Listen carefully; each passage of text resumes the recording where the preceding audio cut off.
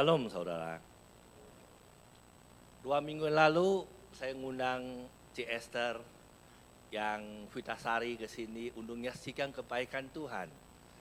Saya pagi ini mau sharing tentang kisah Esther tentang doa dan puasa. Kita saksikan waktu Ci Esther Vitasari bercerita, dia berpuasa, dia berdoa. Ya kan? Dan saya mau pagi ini mau sharing di Alkitab, saudara. Tentang ini puasa Esther ini, buat saya itu ada sesuatu yang wow banget. Sesuatu yang luar biasa banget. Sesuatu yang gimana amat gitu loh. Kisah Esther ini dimulai dengan satu kerajaan. Rajanya namanya Ahaswaros. Ini raja punya kekuasaan cukup besar. Dia meningkupi satu wilayah dari India sampai ke Ethiopia. Raja ini berkuasa. Raja ini suka berpesta. Raja ini suka nge-show. Karena ya dia berkuasa gitu. Dia punya satu ratu yang cantik. Namanya Ratu siapa saudara? Pasti. Aneh bin ajaib. Aneh bin ajaib. Ratu ini menolak. Ajakan raja untuk berpesta. Di situ mulai muncul kisah Esther. Betul saudara? Kayak saya kalau baca kitab Esther ini kayak kita nonton drama Korea gitu loh. Ya, ada kisah yang kadang-kadang nggak masuk akal gitu ya. Ada ratu kan menolak gitu loh. Menolak untuk berpesta gitu loh. Ya kan? Esther ini siapa? Esther adalah anak dari Abihail, saudara ayah Mordekai. Karena orang tuanya meninggal, dianggap anak sama Mordekai. Jadi anak angkat nih. Saya buka di satu ayat firman Tuhan. Singkat cerita, Esther kepilih jadi ratu. Kenapa dia kepilih? Kita mulai kisah Esther di sini. Di Esther 2 ayat 15. Esther 2 ayat 15 B. Saya bacakan buat saudara ya. Maka Esther dapat menimbulkan kasih sayang pada semua orang melihat dia. Saudara, Esther ini punya satu kasih karunia gitu. Orang lihat dia, orang timbul kasih sayang. Dikatakan demikian juga raja lebih mengasihi Esther daripada yang lain. Poin ini saya bisa dapat satu kesimpulan buat pribadi saya adalah Esther suka berdoa. Orang kalau suka berdoa, itu menimbul rasa kasih sayang yang luar biasa. Betul gak saudara? Ada aura yang berbeda gitu loh. Kalau saya kumpul sama para pendoa saya gitu ya, mereka punya satu aura yang keren gitu loh. Kenapa? Mereka suka berdoa. Amin pendoa. Esther saya rasa dia memiliki hal itu. Akhirnya dia dicerita singkat, dia diangkat menjadi raja. Ada satu kisah di Alkitab mencatat bahwa Mordekai mengetahui rencana pembunuhan dari sida-sida terhadap raja ini. Hal yang kecil saudara, ada rencana jahat yang direncanakan orang terhadap raja ini. Poin dari kitab Esther ada di ayat ini saudara. Saya baca kitab Esther itu, saya tuh lihat kenapa sih Esther diberkati Tuhan luar biasa, dijadikan ratu yang sedemikian hebat, diingat dan punya kisah khusus di Alkitab.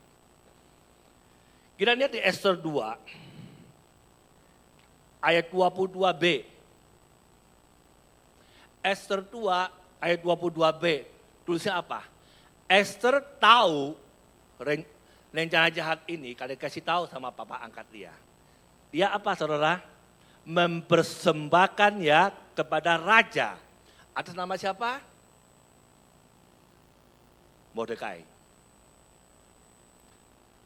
Saudara, sometimes kadang kita itu sesuatu yang bukan milik kita, kita ambil gitu. Sometimes suatu jasa yang harus punya orang lain, kita ambil juga haknya. Saya selalu bilang di para diaken di gereja ini, bahwa gereja ini berdiri bukan karena gembalanya, karena kita semua ada tempat ini. Betul saudara? Kita harus menyadari bahwa sesuatu yang bukan hak kita, yang bukan bagian kita, jangan ambil saudara. Esther ada kisah happy ending karena hal kecil ini saudara. Esther mempersembahkan itu atas nama Mordekai. Poin ini jadi titik balik. Poin ini untuk menyentuh hati Tuhan. Poin ini yang menyelamatkan Esther dan suku Yahudi di zaman itu, saudara. Betul nggak, saudara? Cuma satu poin kecil. Sampai orang bilang, hal kecil lah. Hal yang sepele. Hal yang tak diperhitungkan. Cuma ini bercanda saja. Gitu, nah. Ada hal-hal yang tertentu tanpa kita sadari. Saya mau kasih tahu sama saudara bahwa justru dengan kitab Esther 2 ayat 22b ini titik balik dari kisah ini terjadi. Singkat cerita saudara, muncul satu laki tokoh jahat. Namanya siapa? Tokoh ini jahat banget saudara. Haman ini ada rencana memusnahkan orang Yahudi.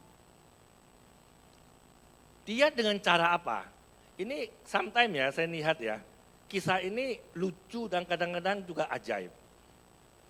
Ada satu kisah bagaimana caranya orang itu main sogok menyogok gitu loh. Itu dari zaman dulu udah terjadi gitu saudara. Ya kan?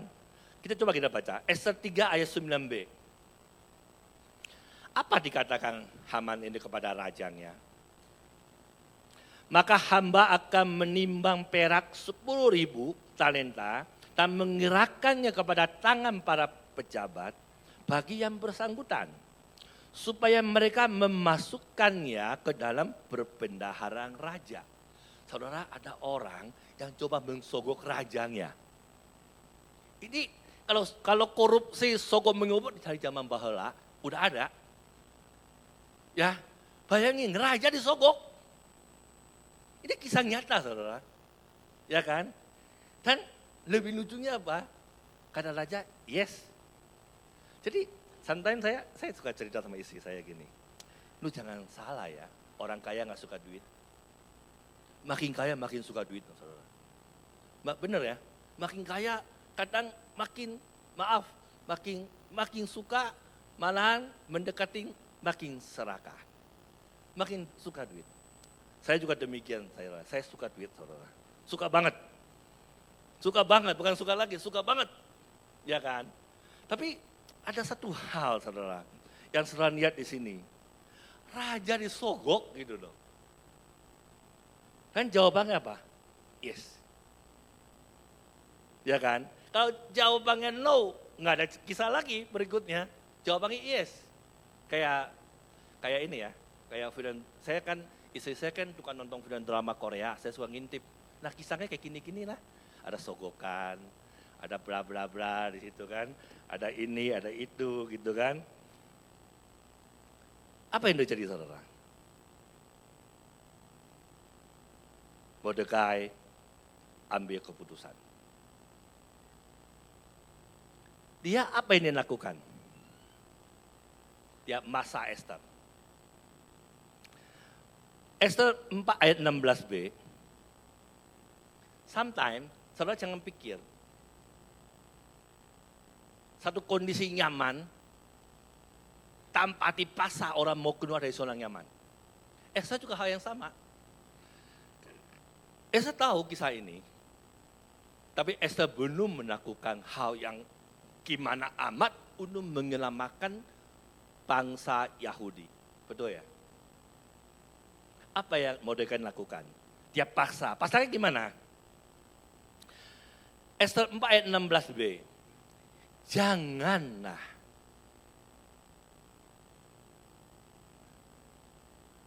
ayat 13b. Esther 4 ayat 13b. Jangan kira karena engkau di dalam istana raja, hanya engkau yang akan terluput di antara semua orang Yahudi. Esther diancam loh saudara. Betul nggak saudara? Sometimes kita juga sama. Keluar dari seorang Yaman itu susah. Susahnya susah banget, bukan susah lagi gitu loh. Susah. Ya, saya jadi pendeta susah. Susah banget, betul susah. Seorang Yaman itu susah lah gitu ya kan, susah banget. Apalagi doa puasa 3 hari 3 malam seperti Esther. Saya ada satu kisah lucu ya, saya ngalamin saudara. Suatu saat, saya waktu itu masih kerja, saya tugas di Kamboja. Saya sampai di Kamboja, sudah lapar saudara, lapar banget. Saya pengen makan. Tapi gara-gara pesawat dari Singapura delay ke Kamboja, akibatnya meetingnya udah nungguin saya gitu. Saya pikir, ya udah saya beli sesuatu, saya makan di jalan. Atau saya berhenti lah seperti di toko Indomaretnya Kamboja lah gitu, saya beli kue ada apa. Yang jemput saya, ini bahasa Inggris cuma bisa satu kata, wait a moment. Wait a moment, atau wait a minute. Saya kan nanya, saya lapar, saya tuh pengen makan sesuatu. Pokoknya wait a minute, ada moment. Saya pikir kan paling juga tunggu berapa menit lagi ketemu supermarket. 3 jam setengah. Saudara kebayang nggak padang segunduk gini kalau 3 jam setengah. Dari pesawat berapa jam, dari Jakarta transit Singapura kejar-kejaran pesawat ke transit sampai sana. Hampir total itu hampir 7 jam. Kebayang nggak? Perut saya belum diisi gitu loh. Istri saya tahu kalau saya nggak ngisi perut, nggak bisa mikir. Jadi orang kurang pintar kalau istri saya. Waduh, wait a minute 3 jam setengah. Itu apa, pabriknya di ujung sana gitu ya. Saya kebayang ya, 3 jam setengah saya udah, aduh Tuhan, ini kan kalau orang niat puasa beda ya. Kalau Yota niat puasa mungkin beda ya. Ini kan nggak ada niat untuk puasa gitu loh. Saya mau datang untuk meeting, untuk kunjungan pabrik lah ya. Bayangin, 3 jam setengah, nggak ada minum, nggak ada makan gitu ya. Saya juga bayang ekstra 3 hari 3 malam, apa yang terjadi?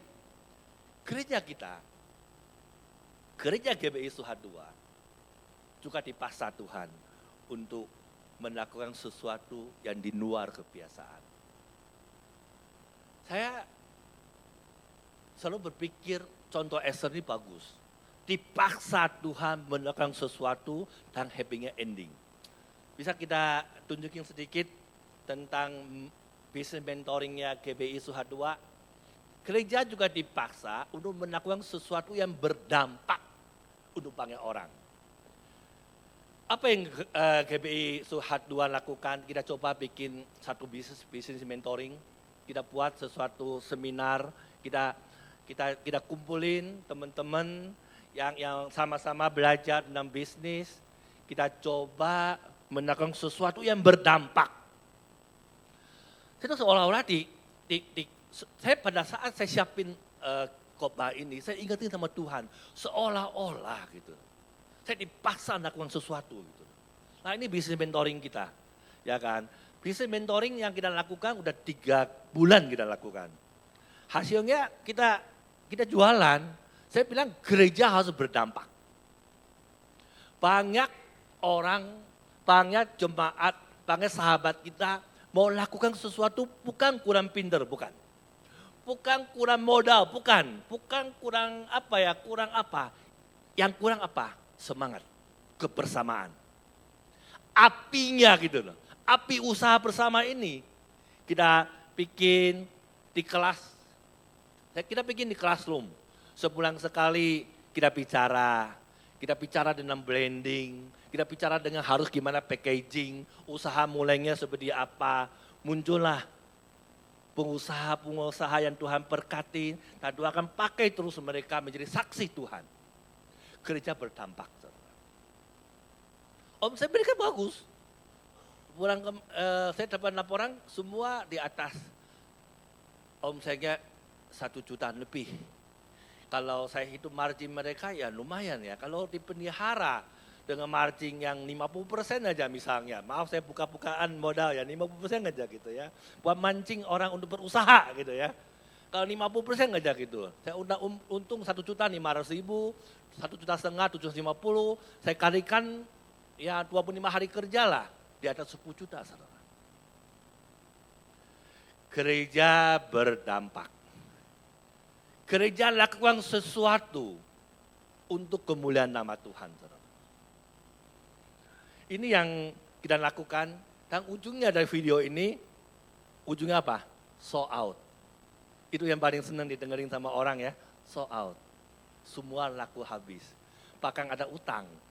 Jadi karena kemarin ada utang yang belum kekirim pakai pesanan, maka hari ini kita bikin lagi, terakhir kali. Kita akan gereja sebenarnya, saya tuh ngomong sama istri saya, gereja buat jualan, berkenan gak di hadapan Tuhan gak ya? Tapi kita coba lakukan sesuatu untuk bersama-sama. Apinya ini loh, jangan sampai padam. Makanya kita minggu ini kita bikin sekali lagi mensempurnakan produk. Saya cerita sedikit kisah lucunya. Kita kerjakan cepat. Suatu saat salah satu peserta datang ke kantor saya lagi meeting. Jadi ini meja meeting saya simpan satu meja di sini, orangnya ada di situ, bisa jadi saksi. Saya meeting 10 menit, saya pindah ke sini 5 menit, saya pindah lagi meeting lagi 15 menit, saya pindah lagi sini 5 menit. Kita bikin satu hari jadi. Packaging, branding, cara bungkusinya, cara isinya apa, hitung HPP, semua saya kumpulin jadi satu. Kita jadikan. Tujuannya apa? Untuk menyaksikan kemuliaan Tuhan. Saya kembali lagi ke kisah Esther. Esther dipaksa Tuhan. Esther dipaksa untuk menangkan sesuatu. Maka muncullah puasa dan doa Esther 3 hari 3 malam. Esther kan lakukan sesuatu yang sangat berbahaya saudara. Pada zaman itu, orang kalau nggak dipanggil raja, tuh dia menghadap. Hukumannya mati. Itu hukum. Esther tak dipanggil, tapi dia berani menghadap. Kisah Esther itu mirip dengan kondisi kita saat ini. Sometimes kita rasa gemeter hadapi satu masalah, betul nggak? Kita hadapi satu tembok persoalan yang ada jalan keluar gitu loh. Nggak ada jalan keluarnya. Banyak orang ngalamin kisah seperti Esther, hidup dan mati. Betul ya saudara? Sometimes kita sakit, kita teriak sama Tuhan, seolah-olah nggak ada jawaban. Kita ada masalah keluarga, kita teriak sama temen, nggak ada jawaban. Sama Tuhan, doa nggak ada jawaban. Betul ya saudara? Esther sama. Saya yakin dia juga gemetar. Bayangin, seorang ratu ini, ya harus mengalami sesuatu yang hidupnya 50-50. 50% mati, 50% hidup. Betul nggak? Kemungkinannya cuma 50-50, mati hidup. Kan gitu. Maka muncullah doa Esther 3 hari 3 malam. Satu doa yang luar biasa dan didukung sama saudara-saudara mereka, suku Yahudi. Doa yang dinaikkan bersama-sama. Makanya awal dari bulan 5 kalau nggak salah. Betul ya? Kita gereja ini adakan doa dan puasa. Saya minta semua diaken, saya minta pendoa, ayo dukung saya untuk doa dan puasa ini. Puji Tuhan, pakai kesaksian. Pakai kesaksian. Pakai kesaksian saudara. Kenapa?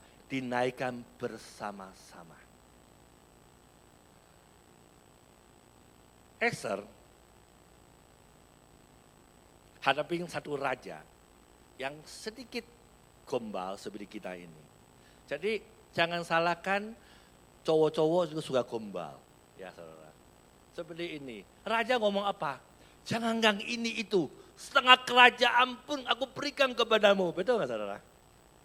Kan baca kitab Esther kan lucu loh. Ini raja kan termasuk gombal ya. Sebenarnya ya kalau hukum Indonesia. Saya kawin sama istri saya. Harangnya apa? 50-50 sebenarnya. Tanpa dia ngomong ini loh, hukum Indonesia. Saya mau jual aset apapun itu hak dia 50-50 itu. Tanpa tanda tangan istri saya nggak bisa jual. Waktu zaman itu, jadi kalau ada cewek dijanjiin kawin sama orang gitu ya, suami pacaran, masih pacaran gitu ya, dijanjiin harta 50-50. Menurut saya, itu mah hak dia dan suka digombalin aja. Sebenarnya itu hak seorang istri. Betul ya? 50-50 haknya. Kecuali hak warisan. Kecuali harta diperoleh sebelum kawin.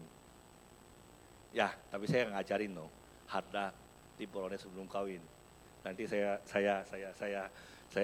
jadi masalah di hadapan Tuhan. Tapi kurang lebih bahwa itu dijanjikan sama raja bahwa setengah kerajaan dikasih. Apa jawab Esther, saudara? Apa jawab Esther? Tuhan kasih satu ratu yang cantik, pinter, dan apa? Berhikmat. Jawaban dia apa, saudara? Dia nggak minta apapun juga. Betul nggak? Dia pakai strategi. Kebayang nggak kalau Ratu Esther langsung minta Haman hukum mati? Belum tentu raja langsung iakan. Setuju nggak? Ratu Esther tidak minta apa-apa. Dia cuma minta perjamuan. Dia tahu raja suka perjamuan pesta pora. Betul ya? Saudara baca kita Esther ya? Ya kan? Ada satu strategi yang Tuhan kasih buat Esther. Saya rasa itu hikmat orang berpuasa dan berdoa. Ya, tidak langsung minta loh. Ya, justru disitulah muncul kuasa Tuhan.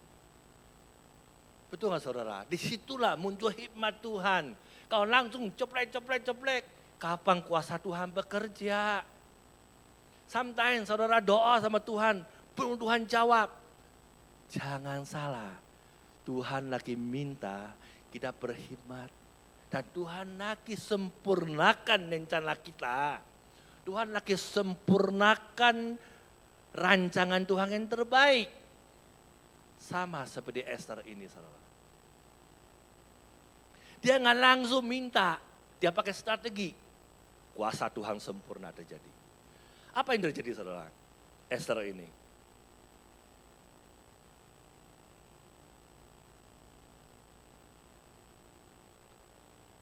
Pada waktu itu, tiba-tiba raja ini isomia, nggak bisa tidur.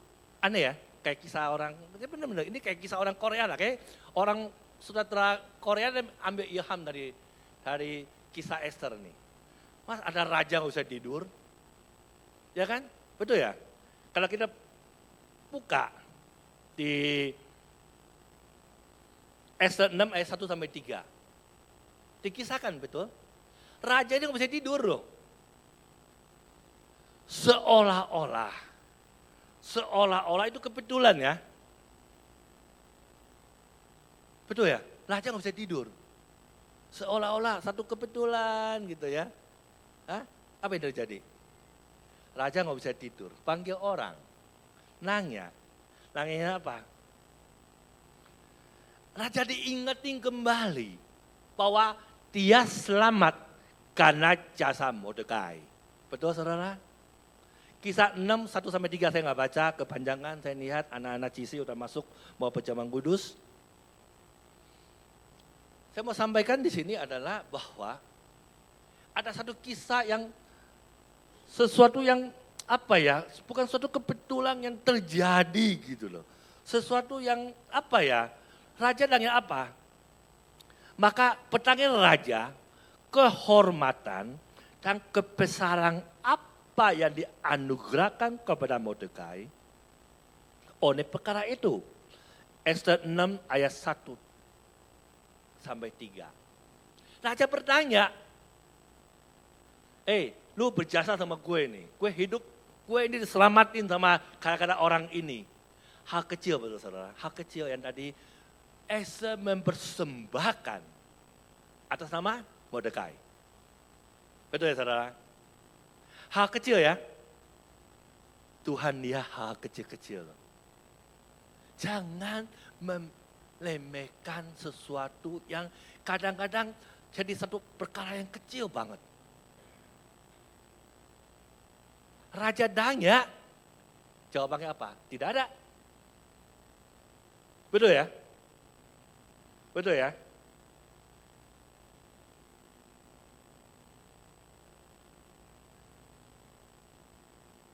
Luar biasa kisah ini saudara.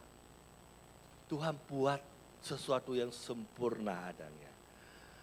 Akhir kisah hari ini bahwa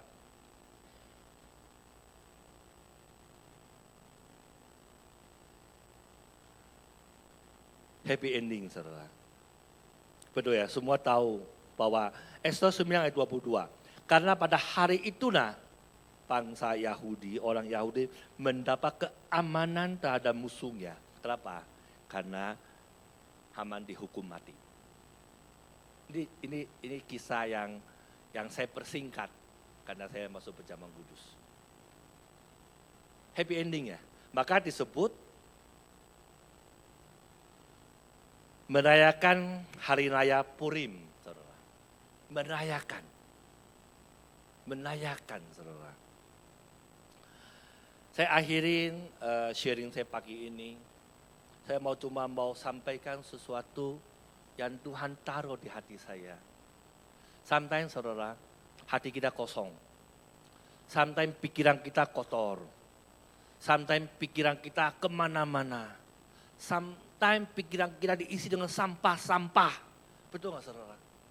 Hari ini, kondisi saat ini, informasi yang masuk ke kita itu sampah. Banyak sekali terjadi. Betul nggak saudara? Informasi yang menakutkan, yang bikin hati kecil.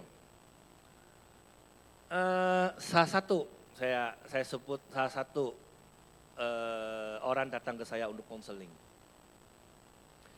Dia mau usaha, tapi dia nggak berani menangkah, karena dia harus urus anak. Urus anak ini adalah suami, bukan istri. Istrinya sibuk kerja.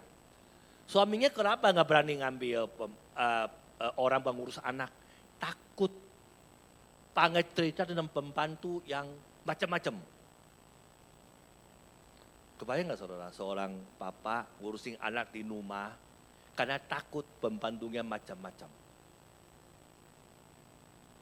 Sometimes menurut saya itu nggak masuk akal, gitu loh. Tapi terjadi di sekitar kita. Informasi sampah, pikiran sampah ini dibersihkan dengan cara apa? Doa dan puasa. Penuh disapu gitu loh. Kayak halaman rumah kita. Sopir saya tiap hari bersihin halaman mobil saya. Saya cuci mobil, dia bersihin halaman saya tengah dan depan.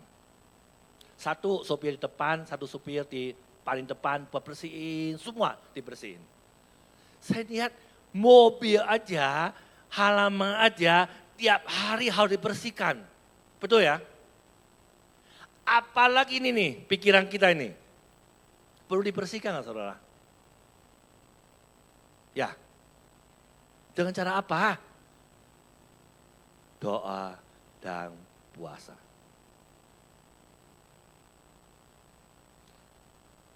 Saya undang imam musik. Buat kita saudara, kisah Ester ini akan melengkapi hidup kita di zaman seperti sekarang ini. Kita akan dilengkapi saudara. Kita dilengkapi satu kuasa kemenangan itu sendiri. Ada satu kisah yang menurut saya itu, buat saya itu luar biasa kisah ini. Kisah yang penuh dengan kisah mujizat. Kisah itu penuh dengan mujizat. Sesuatu yang nggak mungkin bisa terjadi. Dari sekian banyak Esther kepilih. Dari seorang bukan siapa-siapa jadi ratu. Ya kan? Seseorang yang gimana gitu ya. Tapi buat saya itu kisah nyata. Satu kisah yang bisa menginspirasi hidup kita bahwa saudara perlu doa dan puasa. Biar kuasa Tuhan sempurna terjadi dalam hidup kita. Amin saudara. Ada amin. Ada amin. Kita masuk dalam perjamuan kudus kita. Ada yang belum terima cawan perjamuan. Saya ngundang pemusik silakan.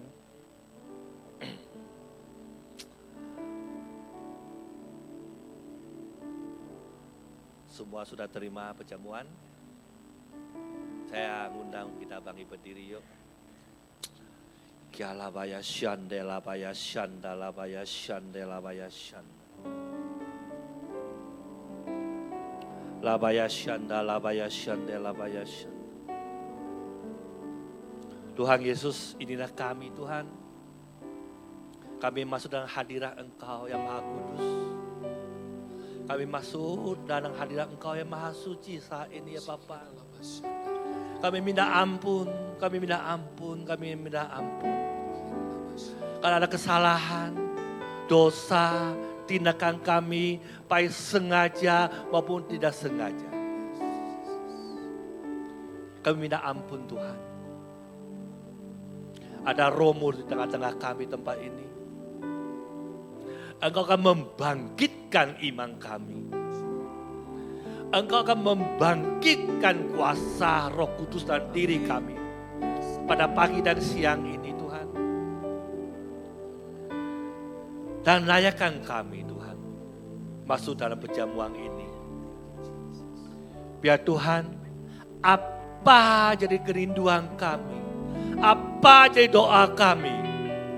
Tuhan sanggup.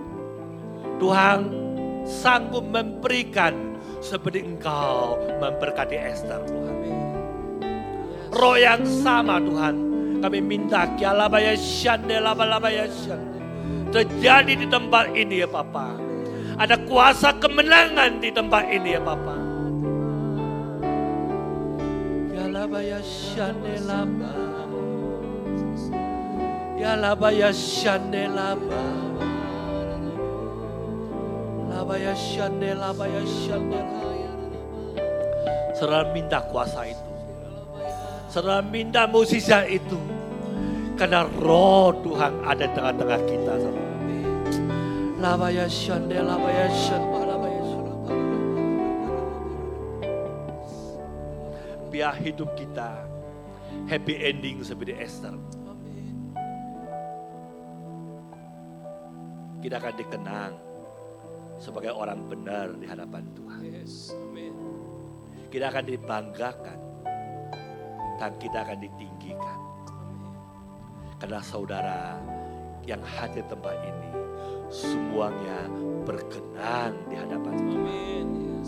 Terima kasih Tuhan, terima kasih Roh Kudus, terima kasih Bapa. Segala puji syukur kami Tuhan. Kami naikkan hanya di dalam nama Tuhan Yesus. Haleluya. Amin. Kita masuk dalam perjamuan. Saudara,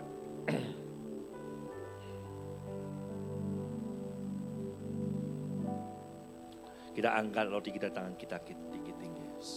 Sebab apa yang kuteruskan kepadamu telah ku terima dari Tuhan, yaitu bahwa Tuhan Yesus pada waktu itu dia diserahkan, dia bangun roti. Sesudah itu dia mengucap syukur atasnya.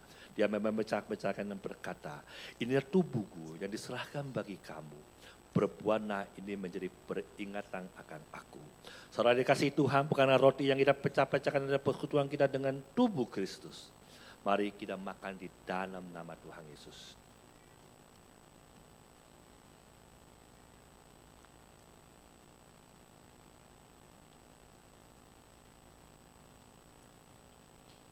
Kita angkat cawan di tangan kita tinggi-tinggi, saudara. Demikian juga dia mengambil cawang sesudah makan. Lalu dia berkata, cawan ini adalah perjanjian baru yang dimateraikan oleh darahku. Perbuatlah ini setiap kali kamu meminumnya, menjadi peringatan akan aku.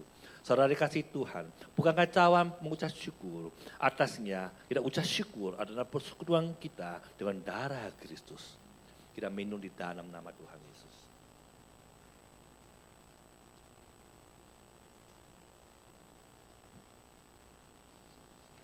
Ucap syukur atas kebaikan Tuhan. Terima kasih Tuhan. Terima kasih Yesus Tuhan. Terima kasih Bapa. Terima kasih Yesus. Terima kasih Tuhan. Nama Yesus, nama Yesus. Haleluya. Terima kasih Yesusku. Terima kasih Yesusku. Puji syukur hanya bagi Tuhanku. Terima kasih Yesusku. Terima kasih Yesusku. Puji syukur hanya bagi Tuhan. Puji syukur hanya bagi Tuhanku. Puji syukur hanya bagi